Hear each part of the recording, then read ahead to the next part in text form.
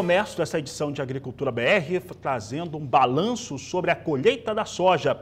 Isso porque a última semana foi marcada por uma aceleração no estado do Mato Grosso e uma redução de ritmo no estado de Rondônia, que vinha liderando, inclusive, o processo de colheita em todo o Brasil. De acordo com a Pátria Agronegócios, isso se deu por conta de um fator climático ainda mais complicado em Rondônia, por conta de chuvas, e o Mato Grosso conseguiu acelerar. De qualquer maneira, temos agora 17,39% da área semeada com soja colhida em todo o país, o que se aproxima muito da média histórica dos últimos 5 anos. É o que nós vamos acompanhar agora na tela. Você tem comigo o cenário que nós temos aqui em relação à situação de colheita comparado à média dos últimos 5 anos e o que acontecia ano passado. A média de 5 anos é chegar a 20,3%, então é o número que nós temos agora. Ano passado, a colheita, numa data de 10 de fevereiro, ele corresponde à última sexta-feira, só para que o pessoal entenda isso, 29,9%. E agora, até a última sexta-feira, haviam sido colhidas em todo o Brasil 17,4%. Portanto, aqui nós temos um cenário de 12,9 pontos percentuais. Esse é o número, 12,9 pontos percentuais, agora 2,9 pontos percentuais, melhor dizendo, em relação à média dos últimos 5 anos e ao que está sendo colhido agora, menos de 3%, portanto, temos ali um cenário que aparentemente, se acelerar nesta semana, deve fazer aí ficar muito próximo, até igualar com a média dos últimos 5 anos. Nós vamos mostrar agora os estados que são os maiores produtores de soja, com exceção do Rio Grande do Sul, que ainda está em 0% de colheita, ainda não teve tempo de maturação, né? Todas as questões ligadas ao desenvolvimento da soja. Então você acompanha comigo como vem os principais estados produtores e o cenário de colheita em cada um deles. Então acompanhe comigo agora na tela, o mapa está girando. Nós vamos começar pelo principal produtor do país, é o estado do Mato Grosso. Mato Grosso atinge 44,10% até a última sexta-feira, de acordo com a Pátria Agronegócios. Pode girar aí o mapa brasileiro. Nós vamos até o sul do Brasil agora, o estado do Paraná. É o segundo maior produtor histórico do Brasil. Deve manter este cenário na campanha 22-23, porque o Rio Grande do Sul já tem perdas bastante claras em relação ao desenvolvimento e então a produtividade fica menor, a produção vai resultar num volume menor também de soja a ser produzida. Colheita de soja no Paraná, 5,20%, pode girar o mapa para voltar para o centro-oeste brasileiro, que agora nós vamos até Goiás. Goiás, tradicionalmente, é o 4º maior produtor de soja do Brasil. Na última campanha foi o 3º, né? Assim como Mato Grosso do Sul foi o 4º, por conta dos problemas no Rio Grande do Sul. Goiás vem com 18,50% da sua área colhida. Seguimos no centro-oeste, porque agora vamos até Mato Grosso do Sul. Mato Grosso do Sul vem, neste momento, com a colheita chegando, neste momento, a 7,50%. O Mato Grosso do Sul tem muita chuva, tem ali uma certa dificuldade para os trabalhos de campo. Por fim, estado da Bahia. O estado da Bahia é tradicionalmente o 6º maior produtor do país, que ficou em 5º na última campanha. Neste momento, Bahia vem com 11,20%. Esses são os números que eu destaco em relação ao estado da Bahia, que são da Pátria Agronegócios e que você acompanha aqui conosco no Agricultura BR e mostrando ali um pouco como que vem todas essas questões de desenvolvimento de campo. Volto a falar de Goiás, você viu ali com a Pátria Agronegócios que chega a 17,50% a colheita no estado de Goiás. Entretanto, é importante lembrar que as chuvas que caem sobre o centro-oeste têm atrasado bastante o processo, seja por conta da própria soja em relação ao seu desenvolvimento, ficou muito tempo com clima, né, fechado, com muita chuva, isso atrasa o desenvolvimento da cultura e atraso natural de colheita. Além disso, agora a chuva, mesmo com a soja pronta para o processo de colheita, não há condições das máquinas entrarem em campo muitas das vezes. É o que nos mostra agora Ana Paula Bellini. A colheita de soja em Goiás já começou em algumas cidades da região sudoeste do estado, como Rio Verde e Jataí. As máquinas nas lavouras são de produtores que plantaram mais cedo, entre setembro e começo de outubro. Segundo a AproSoja, cerca de 12% de toda a área plantada em Goiás já foi colhida. Apesar do tempo bastante seco no mês de novembro, especialmente no centro-sul do estado, as produtividades gerais das lavouras têm até surpreendido. Lavouras que não estavam aparentemente em condições tão boas nas primeiras colheitas têm apresentado bons resultados. A colheita nessa fase inicial ela se concentra muito mais no sudoeste goiano, que é a região mais avançada até o momento, e de fato as produtividades relatadas são bastante boas. A gente tem uma boa possibilidade aí de chegar próximo do resultado de produtividade da safra passada, que foi um dos melhores da história.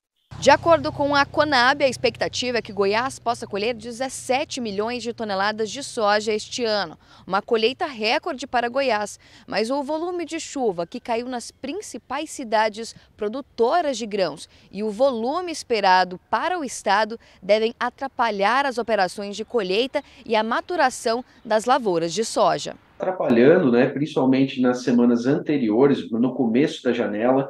Um outro fato importante de ser citado é que, em geral, as lavouras mais precoces apresentaram um alongamento de ciclo, alongamento esse entre 7 a 10 dias.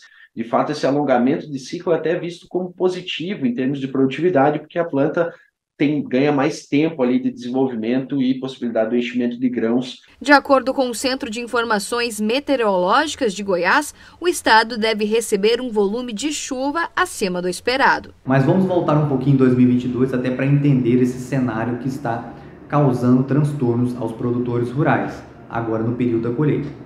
Então, 2022, outubro, nós tivemos um déficit hídrico na parte centro-sul do estado de Goiás e as chuvas demoraram a acontecer de verdade, as chuvas mais volumosas demoraram. Tivemos chuvas boas em qual região? Da metade do estado para cima, então de Goiânia para a parte norte do estado, onde nós tivemos chuvas em excesso. Então, realmente, lembrando, estamos no verão e também com a situação de Laninha, onde traz chuvas irregulares. Então, esse atraso forçou um atraso também no plantio e agora aonde o produtor vai colher, já estamos enfrentando aí uma situação crítica. Por quê? As chuvas estão se concentrando agora na parte centro-sul e estão atrapalhando o período da colheita. E mesmo com um fator climático, a expectativa é de que a área plantada no estado seja de 7 milhões de hectares, um aumento de 2% em relação à safra anterior, e possa produzir 31 milhões e 400 mil toneladas de grãos. De Goiânia, Ana Paula Bellini. Tá aí o cenário no estado de Goiás. E olha, isso que a Ana Paula Bellini nos mostrou agora, e o Cristiano Palavra também comentava, o excesso de chuvas, quando nós temos umidade alta e chuvas caindo sem parar, qualquer tipo de fungo encontra cenário ideal para a proliferação. E aquele que causa a ferrugem asiática também. Então, nós temos aí uma disparada de casos em estados como Paraná, Mato Grosso do Sul, Goiás e Mato Grosso também. É por isso que nós vamos agora direto para o estado do Mato Grosso. Eu vou conversar agora com Valdir Pacheco ao vivo, que nos fala um pouco a respeito da importância de exercer o controle da ferrugem asiática e, claro, os prejuízos que isso traz para a lavoura. Valdir Pacheco, boa tarde, seja bem-vindo. Com certeza, Fabiano. Boa tarde a você, boa tarde a todos. Como você falou, Fabiano, Mato Grosso está chegando a quase 50% da colheita, por exemplo, está a todo vapor, em plena colheita. E a preocupação maior agora, nesse final de ciclo, é o excesso de chuva, que normalmente acontece nesse mês de fevereiro. E a presença dos esporos da ferrugem asiática já está aqui no Mato Grosso. Começou lá pelo Paraná, veio subindo e já está presente. Nós estamos aqui na Embrapa AgroSilvio Pastoril e eu converso agora com a doutora Dulando Lavlurk, pesquisadora aqui da Embrapa. O produtor, no início, fez o manejo correto e a incidência está acontecendo agora quase no final do ciclo e tem muita soja maturando ainda. Qual é o procedimento ideal para o produtor nesse período? Bem, boa tarde. É o seguinte, o produtor ele tem que seguir com o programa de pulverização dele, que já tinha sido feito com antecedência.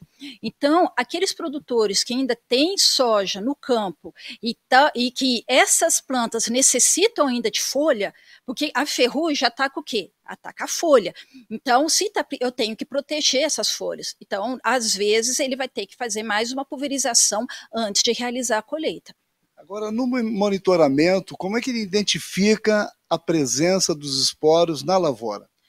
Bem, a gente está com um ambiente propício para a doença, então ele tem que entrar na lavoura, de preferência procurar nas folhas baixeiras, onde eu tenho aquele microclima favorável para desenvolver a doença, e coletar a folha e olhar principalmente no verso dela, procurando as estruturas que são as urédias. Então, esse é o monitoramento. O ideal é o quê? Que não tenha essas urédias, porque se ele está fazendo essa programação com fungicidas corretamente, se tiver, vai ser muito pouco e certamente a cultura já vai estar fechando o ciclo. Mas o que é importante também, não é simplesmente que ele já está chegando a época dele colher, tem que lembrar que o fungo permanece ali na área e aquela soja de guera que porventura nascer, pode servir de ponte verde, né? Ou seja, perpetuando o fungo ainda na lavoura por algum tempo. Para melhor monitorar esses esporos, para monitorar essa doença, há um tempo atrás foi criado o consórcio antiferrugem. Como é que funciona essa plataforma? De que forma o produtor pode ter acesso? Então, o consórcio antiferrugem, ele fornece várias informações para o público em geral. Então, nele, as instituições credenciadas abastecem de informações o site, colocando como está a situação da ferrugem nos estados produtores. Então, desde o início, desde a primeira identificação do ferrugem na safra, né, e como ele está evoluindo ao longo do tempo. Então, é uma ferramenta muito importante, desde que seja abastecida de informações, né? Porque, às vezes, precisa dessas informações. Quando o site é abastecido com informações recentes, ele o produtor pode consultar para ajudar a uma decisão de manejo da doença, né, na cultura. Lândula, está no ciclo, praticamente está no final de ciclo já, tem muita soja maturando ainda, e constatando a presença da ferrugem, cabe ainda mais uma aplicação de fungicida nesse caso? Vai depender muito como está o ciclo da lavoura. Se já está desfolhando, né, talvez nesse momento já não seria interessante. É interessante sim quando eu tenho planta verde. Lembrando que, mas mesmo se eu tiver um pouquinho de planta verde, já vai, mesmo se a soja desfolhar, não vai ser interessante eu pulverizar, mas o produtor ele tem que ter consciência dos seus vizinhos, porque a ferrugem, ela não obedece à cerca, né, da propriedade. Então, aquelas lavouras que estão mais atrasadas, elas são mais preocupantes. Por quê? Porque ali a doença pode causar mais problema. E a planta já estabelecida, é difícil o acesso do fungicida na parte mais baixeira. Sim, como é que fica essa parte?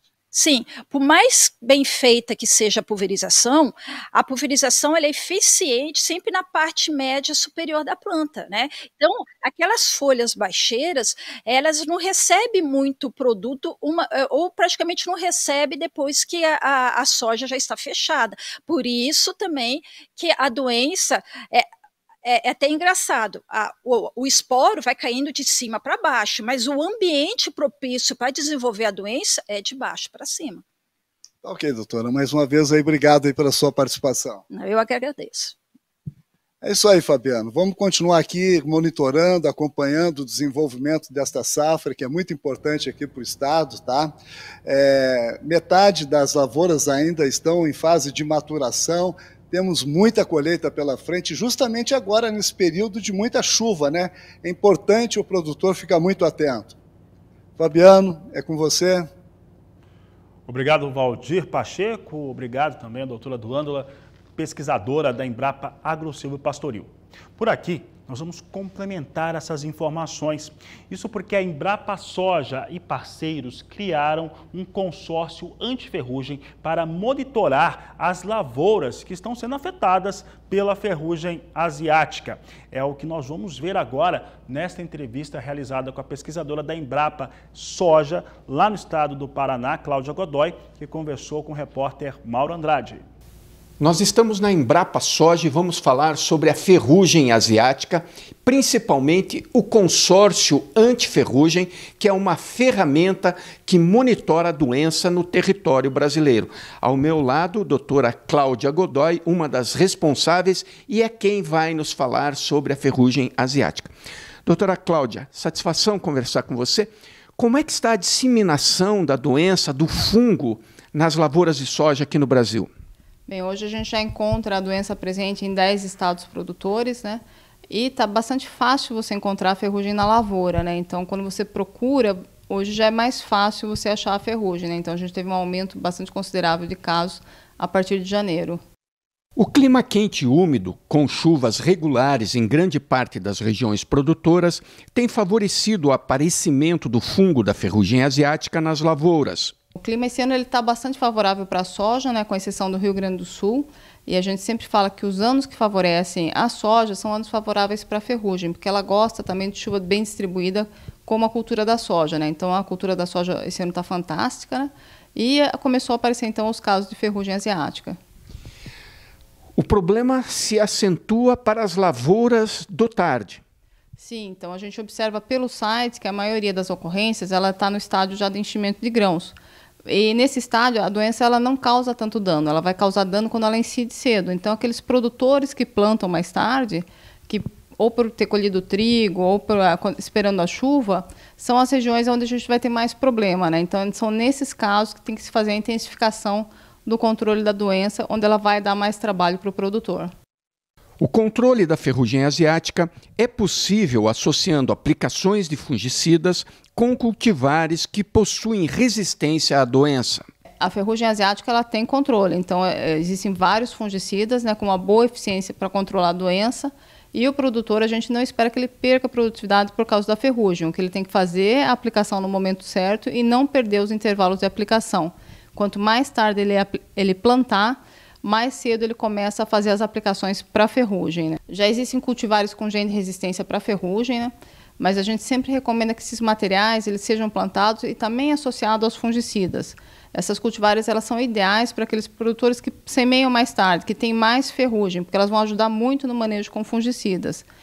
Doutora Cláudia, para finalizar, vamos tentar explicar aqui para o nosso telespectador. Aqui é que vocês monitoram e identificam aonde está ocorrendo o problema, aonde está sendo monitorado. Explica um pouquinho para nós essa tela do computador.